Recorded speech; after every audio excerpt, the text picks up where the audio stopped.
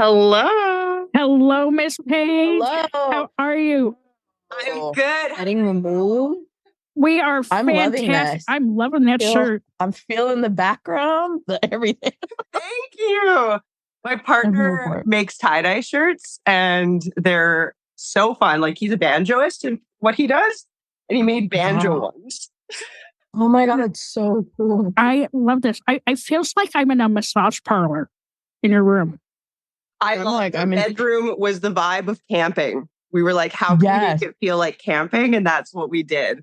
And my therapy office, actually, I have a big tree mural in the background there too.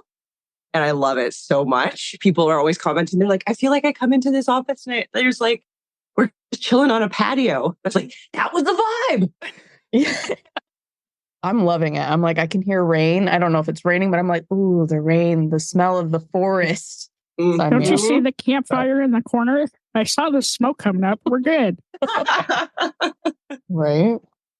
How are y'all doing? We are awesome. Thank you for being so flexible. I was so excited when you said you could do it because you were so far out in the summer. And I was like, Dirty Skittles is going to love her some Paige. Love her. I love it. Yeah, well, I'm so glad it worked out. Yeah, it's so lovely to meet you. Like she's going to lay back. She's going to take a little nap. Get comfy. She's like, let me just settle in. We're ready. I love getting cozy. And it's so funny. The majority of the clothes I wear, people I don't get, oh, that looks really cool. It's always, you look so comfortable. And I'm always like, I am. So whether that was out of criticism or not, I'm like, you're right. I am so comfortable. My friends tease me because they're like, oh, we're back home. Sharon's gonna put her comfy pants on. I live in super comfy yoga pants, the hoodie, the hat. I'm like, look, I'm just here to be myself and feel good. Mm-hmm. I don't need the fancy or tight jeans. I work from home. I wear sweats 24/7. All right. I'm cool. Yeah. You don't like it? You see me from the top. We're good. Yep.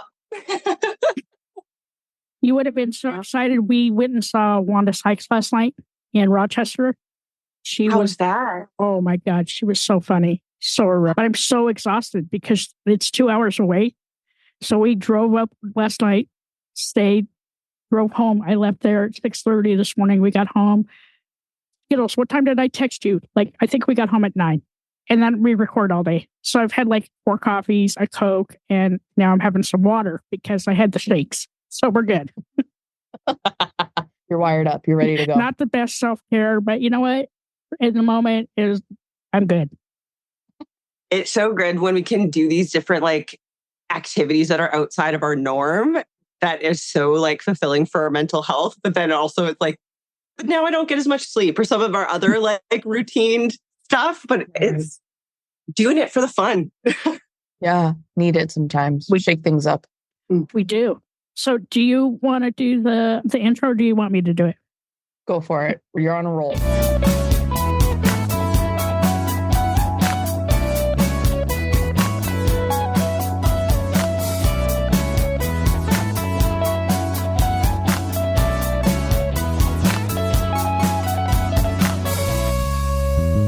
I'm on a roll. Ready?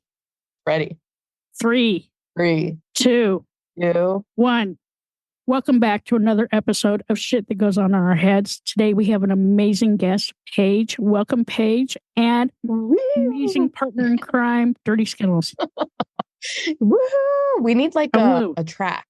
You know what I'm saying? With people cheering. Oh, yeah. Okay. I'll get right on that with the editor. Yeah. Can you get a cheering track? Just record me. I'll keep doing different, voices. Well, welcome. How's your day? How's it started so far? Which one of us? Yeah. I'm going to let Paige go because she already knows how my day's been. Yeah. We just heard about your crazy caffeine. I just got up because last night I was just doing gardening stuff and I got really caught up in it. And so I just kept going until way later than usual. And because here in BC, it's actually only 9 a.m. still. So. Whoa. What kind of gardening stuff?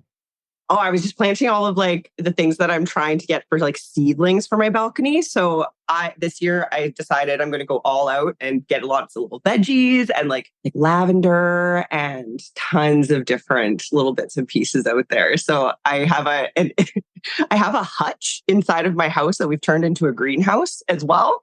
Nice. So we're going to have little seedlings in there so that I can plant them on the balcony later. So that's what I was up to all day yesterday.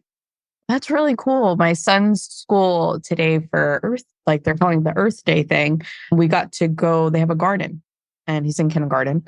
And we got to go to the garden and buy seedlings and different kinds of plants. So I just went and got like 4 different kinds of tomato plant, cucumbers, like scallions, all kinds of stuff. So I'm very excited it's his plants, you know? That's cool. So fun. I'm so thankful for the gardening knowledge my mom gave to me when I was younger, because we had a massive garden. That's where we got most of our fruit and veggies. That's awesome. So can you grow tomatoes off of your balcony?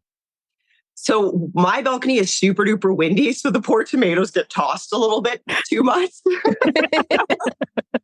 Go on some adventures out there. So this year I was like, okay, the peppers seem to do okay out there. So we'll have the peppers and all that jazz, but the poor tomatoes, I'm probably like, they're probably getting thrown off the balcony. I wouldn't be surprised.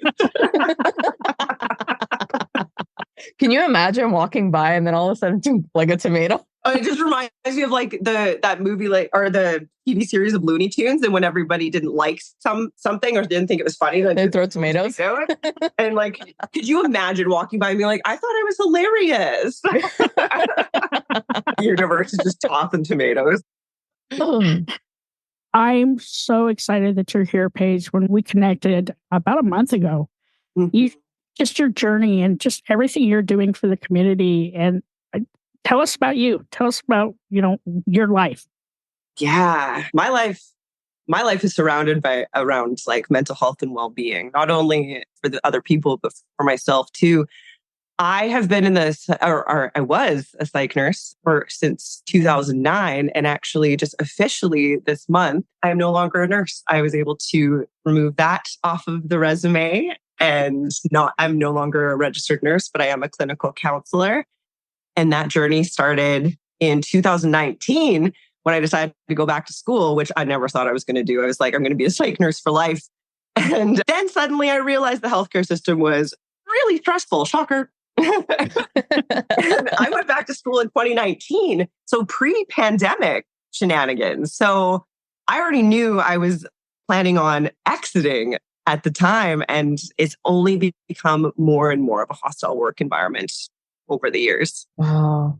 Mm-hmm. Wow. I can't imagine how stressful that would have been. How long did you say you did it for? 15 years. 15 years. Yeah, 2009. And then my last shift I ever picked up was April of last year.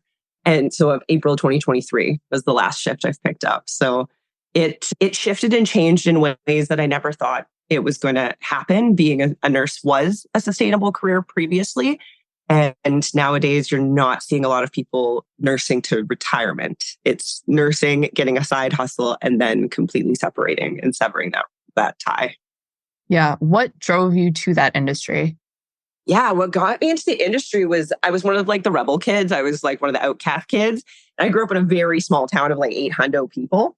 And so a lot of the kids I got along with were really struggling with their mental health. Now, of course, me as an adult looking back, I was like, oh, they were probably going through some pretty traumatic childhood stuff.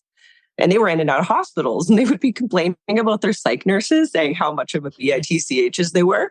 And I was like, wait a minute.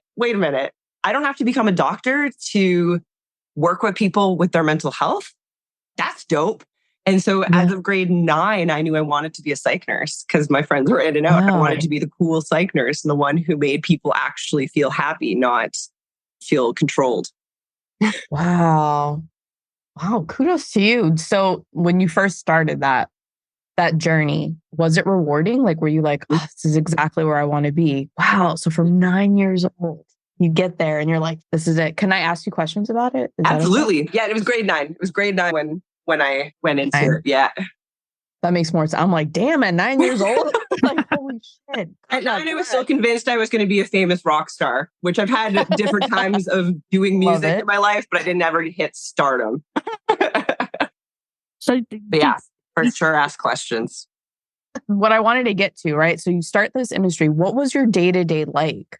What did you do? How did it start? What was the day in the life of psych nurse? Yeah, so I was in a pretty small community when I first started. So it was only a 10-bed unit, which was great, especially for like a newbie nurse. So I would get on shift. We would do shift change reports. I would go prepare the medications that were the morning medications. We'd touch base with the psychiatrist, give him a lowdown on what the day was looking like. And then often throughout the day, we'd be doing the other in-between tasks of like providing medications, helping them get certain things sorted out for their like home lives. I would be able to do some counseling related work and also lots of admission and discharge stuff and just chatting with the physicians and things. But my favorite part then and always has been my interactions with the patients and being able to kind of get into those deeper things that are holding them back from being able to live the lives that they were really wanting to live. And yeah, I absolutely loved it for quite some time. And then I moved in 2016. Yeah, 2016 to Kelowna, where it was a much bigger space. Well, the space I originally went into was Psych Emerge. And so that was a very different experience because the people, when they'd come in crisis, and I would be doing the assessments and working with the physicians to choose what was their next path. So I'd provide medications, I would do an interview, I would admit or help the person find access to resources in the communities. But even at that time period, at that mark, that's when the opioid crisis started really growing. And alongside the opioid crisis has also been like a huge increase in stimulant use, especially meth on the West Coast for sure. And I know that it's a little bit of everywhere, but stimulants also increase our risk of violence in the workplace. And there's only so much we can do when a person continues to be struggling in their cycle of addiction. And so we'd have people returning over and over again. And as much as I wanted to be able to feel the same genuine support every single admission, something wears on you when you know that what you're doing is not hitting the mark. And I know it's not just the patient. It's also the fact that our systems don't have enough of the things in place for people to have longevity in their health. And so with counseling, I can work alongside a person and we can create a plan together. They feel the full autonomy of it. It's not just focused around medication. It's focused around so much more. And I love to empower that autonomy in people, which a hospital environment just can't do. It's not the same. Because of like increases in lawsuits and people being more mindful of things as well in like patient care, hospitals started to cover their butts. The amount of paperwork I was doing was unbelievable. And for some reason at the hospital here, they kept thinking that like on psych, we don't do anything apparently. So they kept giving us the trials of the new paperwork. So we were trying to figure out it took an hour and a half to do an admission on our floor, while the pediatric floor for the kiddos, 15 minutes is what was told to me. I was like, you have got to be kidding me. Wow. So how did you take care of yourself through that? Because I feel like, and this might be coming just from a completely narrow point of view, but I feel like I would be a little bit of my heart would go out to everybody I talk to. So if I hear something sad, like how do you cope with that? How do you take care of yourself at the end of a workday? Totally. And that was one of the things that people didn't really talk about for us in the mental health world. I'm just snag a glass of water. Because I actually had a professor in university say to my class, "You're about to be a psych nurse. You no longer get to have a mental illness." No way. No way. Should we call him out? Fuck that professor. Fuck that professor. Really.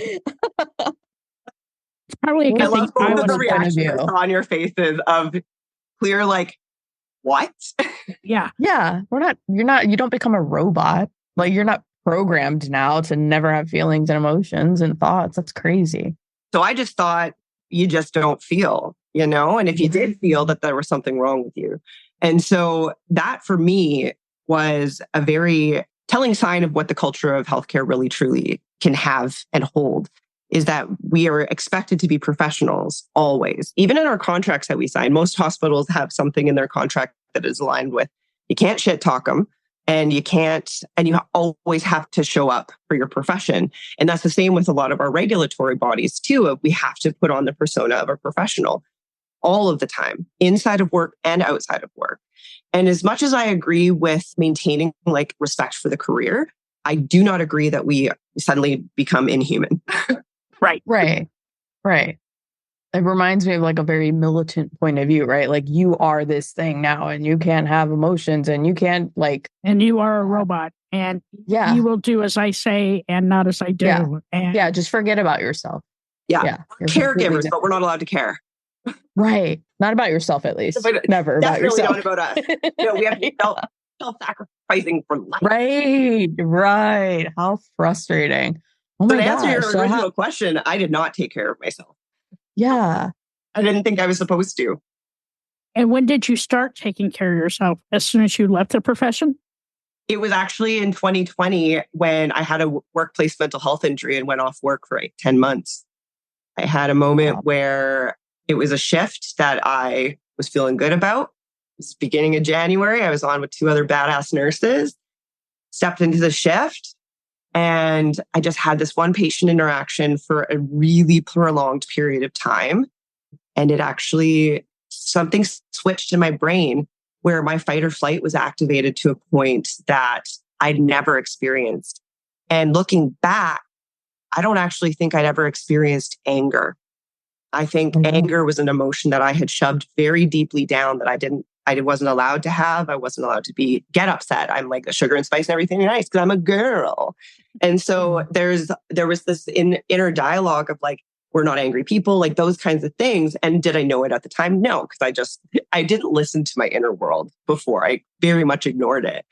And so, it wasn't until I hit a point where I had no option but to take care of myself where I started to. Right. What lessons did you learn in the beginning of taking care of yourself?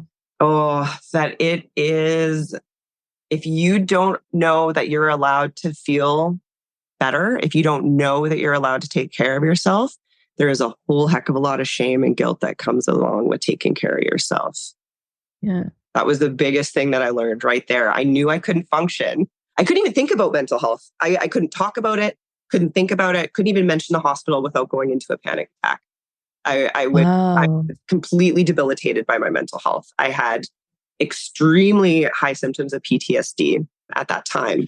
And the thing that kept going on in my head was that, and I look back now and I'm like, oh my gosh, but the loop that went back in my head was they didn't even hit you. What's wrong with you? Because I wasn't physically assaulted, I completely minimized my body's response to a traumatic event. Wow. Mm-hmm.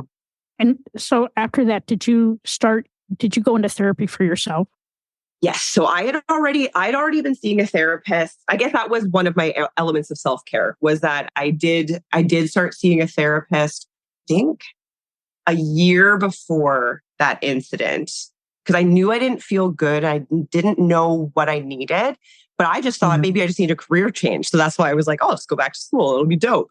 But anyways, with my counselor, I got in touch with her immediately and I said, something's wrong and I don't know what it is. And so I got connected with her and she started doing eye movement desensitization and reprocessing with me, or EMDR. And then after me talking with the disability management team over and over and regurgitating my story to so many people, which was re-traumatizing within itself, as I'm like panic attacking on the phone every single person. But eventually they hooked me up with an occupational therapist and she and I did exposure therapy together. And so that all was going on right when the pandemic started too. So then there was that all at the same time. And then the guilt and shame associated with not being beside my coworkers in that event also then sunk in. And so really having to kind of process through a lot of, suddenly I'm feeling anger and not knowing what to do and being like, what is this? This feels horrid. Right. That's crazy. That is so crazy. And I'm sure like with your coworkers, you guys would trauma bond, right? Like trying to just help each other out of those difficult situations, because if you're not allowed to talk about it and you're not allowed to feel it, then like, how do they expect you to not have some sort of mental health crisis because of that, right? Like, I know from my own experience, not talking about it, not being able to find my voice or find my footing and just holding it all in was probably worse for me than if I'd just been able to find my voice to begin with. But I'm so happy that you were able to get the help that you needed. Yes, because so many don't. So many people don't get the help they needed because they didn't fill out the right paperwork when it happened. So because I knew right away something was wrong, I just sat down, did the claim, did the incident report, because there's paperwork that people have to do. You have to make the call, you have to do the report, you have to do all these different things. And I did that. And I reached out to my manager to let her know that I wouldn't be at my next shift and what happened. And the response was the one that in the nursing world, we always make fun of this because management often says, well, what could you have done better? Is usually their response is like, well, where was your learning opportunity? It's like, too soon, girlfriend. Too soon. Yeah. The fact that I'm emailing you right now through tears is very telling about how I'm feeling. But she gave me a very minimizing response to what had occurred. One of the elements that prompted the dysregulation in the person that the patient interaction was they wanted something from their purse, but it was filled with exposed needles. And because of that, I said, I'm so sorry, but like, it's just too dangerous for me to go in there. And that for her was too much for her system to take. And that's where it spiraled. But my manager, their response was, we'll just use the stick-proof gloves. And I'm like, okay, well, I guess I'll just bring the bag to you next time. No problem. You can use them. I have the right to refuse unsafe work. I don't know about you, but I do. Yeah. Wow. Holy shit. Okay. So you kind of are like propelled into this journey now, right? You're switching careers. Did you stay going in school through the pandemic? Were you able to do it remotely and keep doing all of that? Yeah. Because mine luckily was all fully remote from the beginning because I wanted to be able to continue nursing throughout my schooling. And so, I was doing my schooling I was doing my master's at the same time as I was doing all my trauma healing. Wow. That's tough. Was really hard. It was a really hard time period. And yet I look back and I also think like being a nurse prepares you for hard things at the same time. So instead of allowing myself to just rest, which would have been likely much better serving for me, I went harder because I was almost trying to prove something to myself so that like I could still feel productive and still feel like I was doing something, even though really my worth should not be being held to what I can produce anyways. No. Right. This is the second. Are you noticing a theme so far? Yeah. G-Rex for this? It's like the second person we've talked to today where it feels like there's this like fiber of like, how do we define our worth and productivity? Like, what does productivity mean? Because it doesn't have to be, what your employer expects of you or, how much money are you making? Like there is something there where it's the substance of life, right? Because the only person you need to prove it to is you.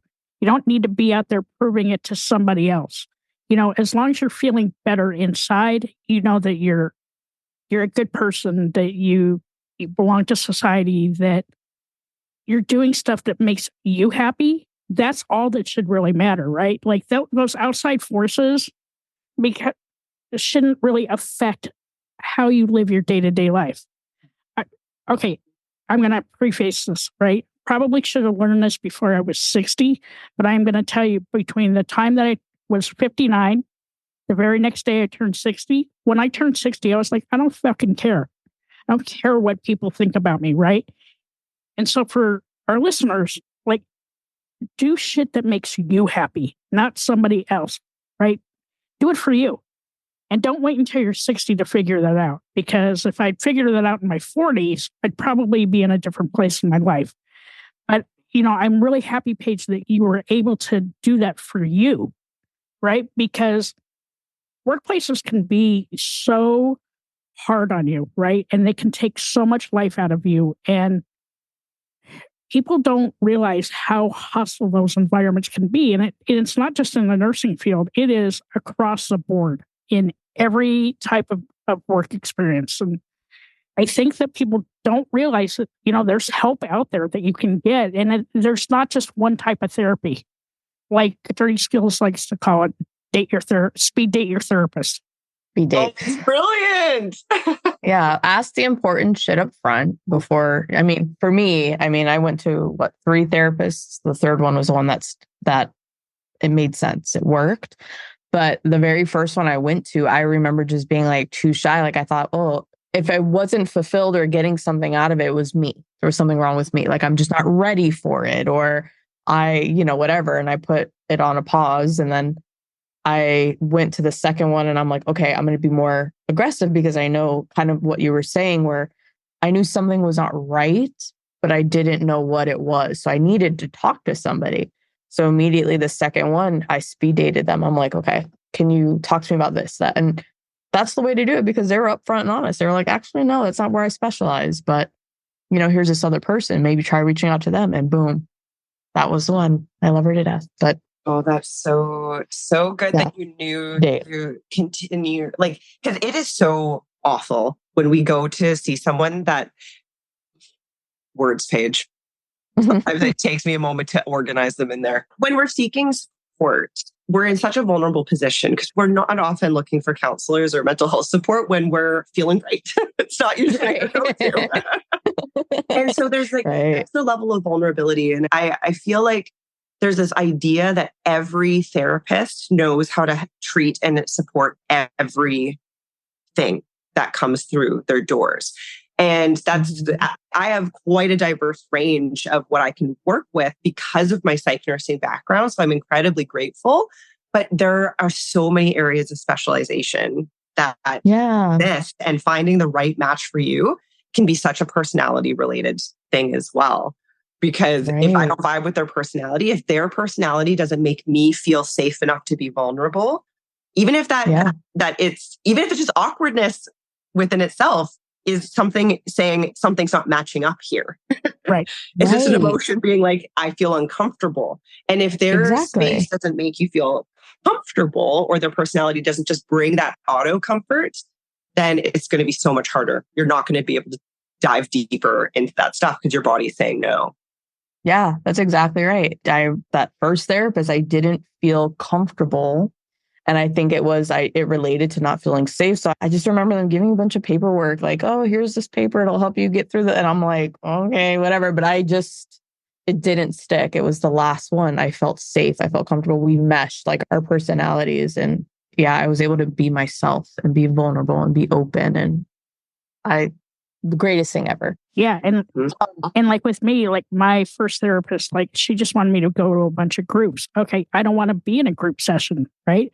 I need to just talk to one person. Like, don't push me off onto somebody else, because I'm already having a hard enough time finding my own fucking voice, right? To tell you what's going on.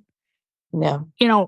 And thankfully for me, because I live in a really remote area, I don't have to go and see them face to face. I can do it over the internet, which is perfect for me, right? But that may not work for everybody else. But there are people out there that can help. And if you're really stuck and you're feeling in a very vulnerable position, there's phone numbers you can call. Like here in the States, you can call 988. I believe that's the same number in Canada. And we just implemented that like a couple months ago in Canada. Yes, 988. And it's such a great resource, right? You don't have to give your name. The person on the other end is super empathetic. They get you the resources you need, because the very next day for me, I was in therapy. I didn't really like my therapist, went on to a second therapist. By the third therapist, I'm stuck. I see her twice a week still. Such a better place. And I'm a firm believer in therapy. And I do different kinds of therapies too. So I do a little hypnosis too. I'm doing that for sleep now because insomnia sucks. Okay. Just going to tell you, it sucks. Wow. Mm-hmm. But just another kick in the nuts. It is. You're not feeling good. And guess what? You don't ever get to sleep. And now you can never escape it. Now you can just never escape it ever. Have fun. Yeah, exactly. Good luck. Deuces. Hope you best function wishes tomorrow.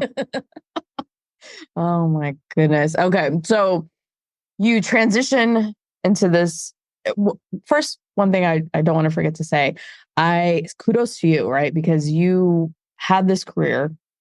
You knew, you started it because you were passionate about talking with people, but you're in this career, you have a traumatic event, it causes a shift in yourself, in your life, everything. But instead of completely shying away from anything having to do with this, you still pursued that kind of core passion of still working with people. So I just wanted to say kudos, because I know I probably would have pulled completely away. I'm a very extreme personality. I would be like, nope, fuck everything having to do with that. I'm never going back there. But I that's not necessarily the right path, right? So, but I love that acknowledgement of it, because that's like our fight or flight kicking in, right? Like, and for me, although I'd never really experienced anger, I had experienced the urgency associated with the fight response. So a fight response for me is do something. And so I just did a bunch of things to try and tell the body, like, look, we're doing the things. I'm scratching that itch. I'm doing it. Yes. And so for me, I'm more lean into like the fight response versus the flight response. That's just how my nervous system goes. And I already had kind of determined I was probably going to be specializing in supporting healthcare providers before I even started my schooling. After that workplace incident, the most healing thing that I did was, once I settled into the comfortability of being a human being and giving myself compassion and working through that inner dialogue of I need something to prove, I shared my story in a blog post. And I'm even just tearing up, even just thinking about it, because the response I got from other nurses who felt heard, because no one had shared what they had went through with me. I thought I was flawed. I thought I was broken, because I didn't know other people's story. And that, the moment when someone said to me, if this could happen to you, it can happen to anyone, it reminded me of how fucking badass I actually am. You are complete badass. Complete badass. And that comment from that person and all of the other people who shared their journeys and their stories with me sparked a fire in me that now there is no doubt in my mind in any way, shape, or form that I will change the culture of healthcare and I will bring humanity to healthcare. That's so awesome, because like with my journey, I started sharing on social media like right away, and nobody knew. Dirty Skittles didn't know. She's my manager. She had no idea how depressed I was.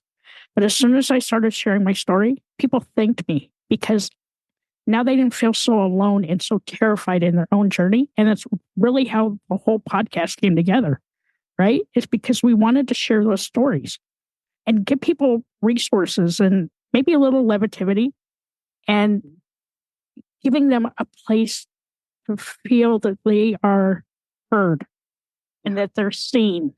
And I couldn't do this without Dirty Skittles, because, she keeps me on my up and up. So I think, I don't take any credit. Well, you let me talk about squirrels, so, That's true. That's true. I want to say that the both of you, right? Like you sharing it in a blog post, G-Rex, you sharing it on social media, just how brave that is, because I can't, and maybe this is the flight, right? This is the flight in me. I can't imagine doing that. It's just, I sometimes question it. Like, I'm like, I wonder if it has to do with like your time is your time, like when you're ready to do it, right? Like don't force yourself into this because, everybody else is, right? But that takes a lot of guts to be brave, because you're being vulnerable out in the open for anybody who's going to read this thing to consume and know who you are. And I think that is such a brave thing. So both of you, credit, like you're not only sharing your story, but you are bringing the humanity to it. You're putting a face to this thing that a lot of us feel, but you would never know because we're not going to tell you, right? True. We're barely admitted to ourselves. So to put it out there for the world to see, I mean, Congrats. You guys are doing huge shit. It took me a long time to get where I'm at. But, Paige, I saw this quote the other day and it's so fitting. And it says, sometimes the bravest thing you can do is give voice to your struggles. Sharing your story might just be the key that unlocks someone's prison. And it's truth, right? Like people, but for me, it was hard, right? I needed help to be able to give my voice. I needed help to say it was okay, because at my age, I'm 60. We were all taught, you shove that shit down. You don't talk about it. You don't. And it gets to a point where it did on Christmas Day that I couldn't talk about it. I was just terrified. And, thank God 988. Thank God my wife was home. And thank God for some guardian angel. I don't know who it was, but thank you for whoever you were, because I'm here today and I'm alive. And I'm so very thankful for that, because I'm in such a better place. And I'm so glad that you're doing what you need to do, Paige, not just for yourself, but for others. And for your practice. You guys are badass. I'm so incredibly proud of each and every person who works alongside me, my clients as well as my colleagues, because I have a group practice, and that also wasn't anticipated right off the hop. I was a year by myself, and then one of my girlfriends was like, "Hey, I want to hang out with you more, and I want to work with you." It was like, "Sure, why not?" And then within a year, it grew to 8 of us. Wow. And so awesome. it was like a massive learning curve. But my entire goal, because I've structured it a little differently than some of the other practices in Canada with some lower splits, I want them to feel so valued financially and socially. And just, I want to keep people in the field. I am so anti-burnout club. I am so anti-supremacy. I'm just how can we just acknowledge our humanness and live within our humanness? Because the more we keep trying to work outside of our human capabilities in a world that is very overstimulating, the more burnt out and more distracted, and the less we can actually enjoy, and the more fight or flighty we're going to feel, or even worse, getting into that state of freeze, that numbness, that inability to even experience emotions anymore because our body is shut down. Yeah. And while you were going through this, Paige, was your family supportive of you? Did you feel like you were being supported? Yeah, I definitely did. My mom was in the healthcare field as well. And I know that all of their comments were so well-meaning, but they would say, well, why don't you just go back? If you're avoiding the place, isn't that going to be a problem? And I get exactly where they're coming from. And I totally get from where their generation knows that just go do the thing. And then eventually you'll get used to it again. And I'm like, I don't really want to flood my system. I am doing exposure therapy, because exposure therapy is safely returning back, where I feel a bit yucky, but not crisis level yucky. Because if I had just been popped right back up on the intensive psych ward, my body would have panicked incredibly, because even after months of transitioning to even step foot in the hospital, for the first time I was in there, I sat down in the lobby. So I wasn't even on the floor of where I had my workplace injury. My heart rate shot up to 192, which is very high. Holy and I would eat it. So that to me was a very physiological piece of measuring tool of looking at my Fitbit and going, oh, I'm really not okay. And that was months into the journey. And that was actually around the time I probably wrote that blog post, because there was something about seeing that physiological evidence. My body thinks I'm going to die here. Yeah. Was mind blowing. Yeah. Because you're not, it makes it real, right? I can see this. And it's the two align, right? What I'm feeling and then what I see, it's a exact representation of something is wrong. Yes, 100%. Because before I was maybe I'm just making too big of a deal out of it. But when my body, when I had that physiological body response there and I could see it, I was like, oh yeah, I'm not bullshitting myself. Right. You're almost you're acknowledging yourself, kind of. Yeah. Yeah. So my family was very supportive in listening to my story and my journey and everything. But of course, what they themselves and so many other people said. It was not just them of like, why don't you just go back and see how it goes? Well, I found out even in the middle of my exposure. And then eventually I was working again on that unit. So I was working on that unit by the end of my nursing career again. And so I was able to get there and be there. But I was so happy to be able to go back and have a different lens. And I was even that much more supportive of my colleagues. So after a violent incident, I'd be chasing them down to make sure they were okay. Because often they'll just continue to be in like their fight or flight mode. Yeah. And, like, or that shutdown, like professional mode that we get into. And so then I was the one being like, at the end of shift, call me if something comes up, shoot me an email. I started to be the go-to person that people would text or call after workplace incidences and being like, what did you do? What was your journey? Like, what do I do? And that was such an honor to get those calls and those texts, because I know how scary it is to ask for help, but nobody would have known to come to me unless I said something, because everyone thought I was just taking time off work to go to school. Yeah, I can see the exact same thing happening for like policemen and firefighters and even doctors, right? Yeah. And for police and fire and ambulance, it's almost even like, and military, it's almost even an extra level, because like healthcare is a pretty like hardcore space. But but at least for us in the ER, we're often getting a call ahead of time from whoever is bringing somebody to us. So we at least can have a little bit of mental prep. We know we're in a safe place. We know, or safe enough place. We know that there's colleagues around, that there's policies and procedures we can do. First responders might get something through the 911 dispatch, but often they don't know the details because the person who's calling is calling in panic. And they don't even really know. They're not able to fully comprehend what's happening. And so our first responders, they have to shut down things in a whole other level. And working with those populations now as a counselor, I recognize and acknowledge that even that field is just even harder to tap into their emotional side, I would say, than even healthcare. I'm thinking even in like a call center environment, right? Or in a service industry. For me, I'm a true empath. So I would take on everybody else's crap and not take care of my own stuff. And, being in that call center environment, you get beat up every day.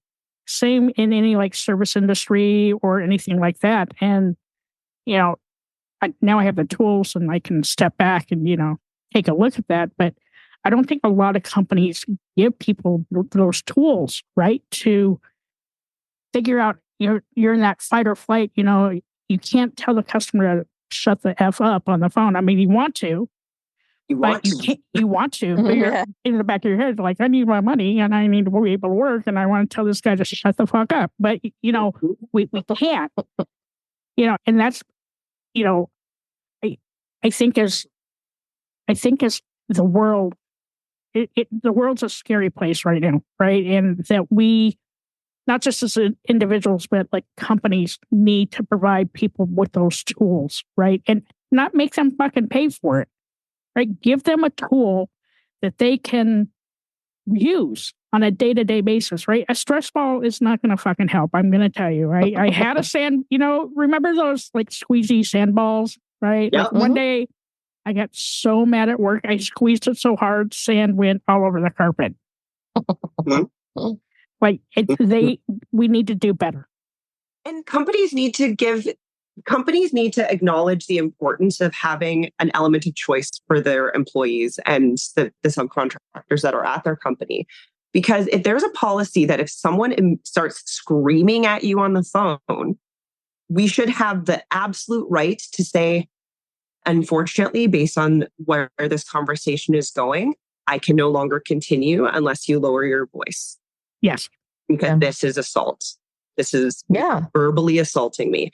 Because our very natural fight or flight response is so natural to be impacted by that. Right. Yeah. And when we work in the service industry and we can't say what we want to say, we're stifling that fight or flight. And where does it go? It just lives in our body. We shut her down, we compress it, and then we don't go back to it. And it's so essential that we can acknowledge that kind of behavior. No matter how much I understand where people are in pain, if I'm screaming at someone, I believe that people have the right to tell me no. Like, yeah. Sorry, not sorry. If you're in customer service and I'm being a bitch, yeah, you have the right to say no to me. Like, yeah. Because obviously I am being a bitch.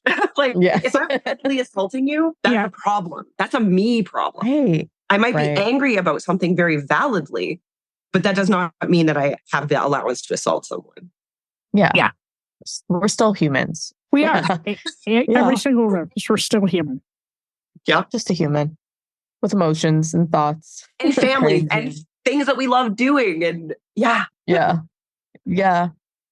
my God.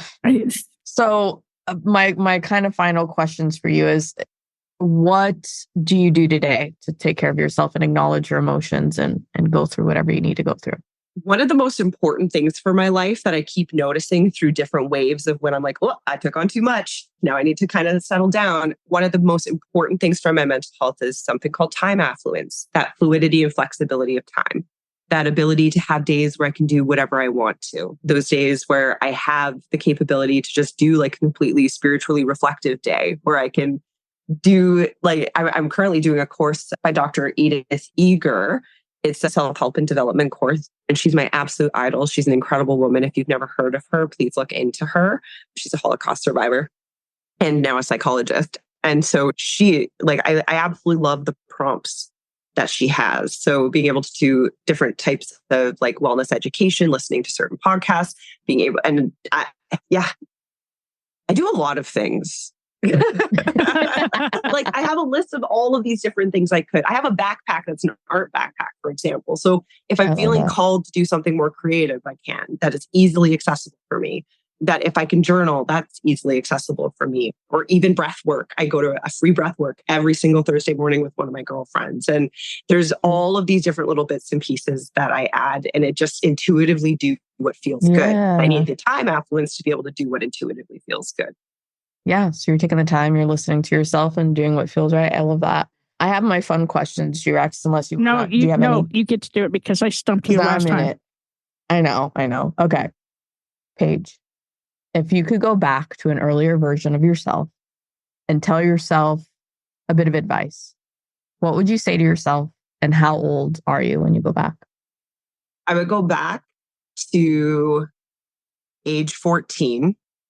I'd go back to age 14 and I would tell her that she's a good person and that no matter what happens in this life, she is a good person, period. And I don't know how I'd allow her to integrate that into her system so that she believed me, but that was a message that I realized last year. That was an inner message that I'm not a good person. And after releasing that, it was probably one of the most freeing things I've experienced.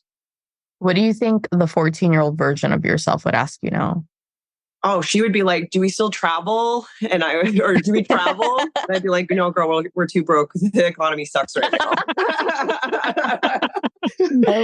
No, girl, we're going to read National Geographic. That's what we're going to do. Yeah, we're going to be hitting up some Google Maps. Yes. Google Earthing, traveling. Yeah. Nice. Love Although this year I am going to be going to New York in June for a women's conference. So there will be a smidge of travel this year. What has been the hardest lesson that you've learned? I'm going to make her cry again. No, this is such a good question. Could you ask it one more time? Yeah. What's the hardest lesson you've learned so far? Hardest lesson I've learned so far would be, and it's one that I'm still processing as I continue forward in my journey, is not being as trauma informed as I could have been as a nurse and learning how to let go and release some of the traumas that I may have incorporated into people's lives based on the nursing practices that we were taught. Ooh, that's a good one. Wow, that's a good answer. The last one, trying to think of how to word this. What do you hope, like if we could meet again in, let's say 3 years, maybe 2 years even, where do you hope or how far do you hope you've grown? So in what area of your life, if there's something you're currently working on, or if there's a lesson you know is on the cusp of like, I need to do this thing, where do you see yourself in that amount of time? Do you think that what lesson are you hoping to learn by then? I'm hoping that I've figured out how to change the healthcare system. I'm hoping that what I do currently know and the people that I have started to make connections with, that I'm speaking worldwide about how we can enhance our healthcare systems, because we need help like now. And so I'm already on the trajectory of like increasing my public speaking and being on stages. And I'm going to be speaking at a hospital in Edmonton next month. And so it's coming to fruition. And I really would love for in 3 years' time to feel so honed in and be just helping more people on a bigger scale. That would be the absolute bomb.com. That gave me goosebumps. Yeah. I'm really excited. I'm super I excited. felt like it was happening. I was like, oh my God, it's going to happen. It's going to happen.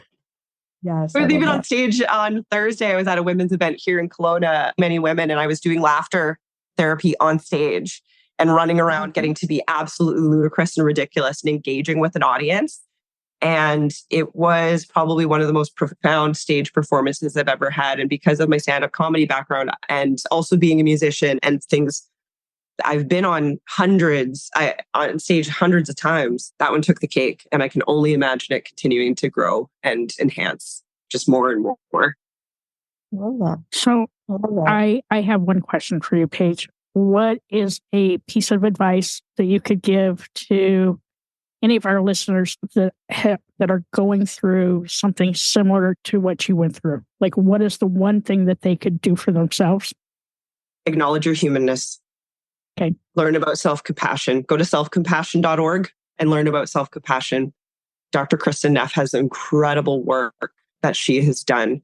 And if we can't acknowledge our humanness and that we are human beings and that we are not going to be perfect, then we're never going to feel a sense of satisfaction, because we're always going to think we need to do more. But our humanness dictates how far we can go. I love that.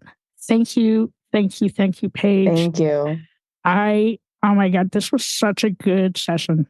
I loved it. I feel like I just had therapy. Like, I'm so excited. I'm also excited for you, Paige. Oh my God. Yeah, me too. I'm feeling so warm and fuzzy right now. Like, I'm feeling all of the good feels throughout my body, like head to toe right now. I'm feeling that, just that excitement, energy. I got tingles. I think you literally spoke it out into the world. And I'm like, oh shit, this is fucking gonna happen, bro. I'm so excited for you. Hi, y'all. Thank you so much for listening to this episode. I'm G-Rex. And I'm Dirty Skittles. Don't forget to subscribe, rate, and review this podcast. We'd love to listen to your feedback. We can't do this without you guys. It's okay to be not okay. Just make sure you're talking to someone.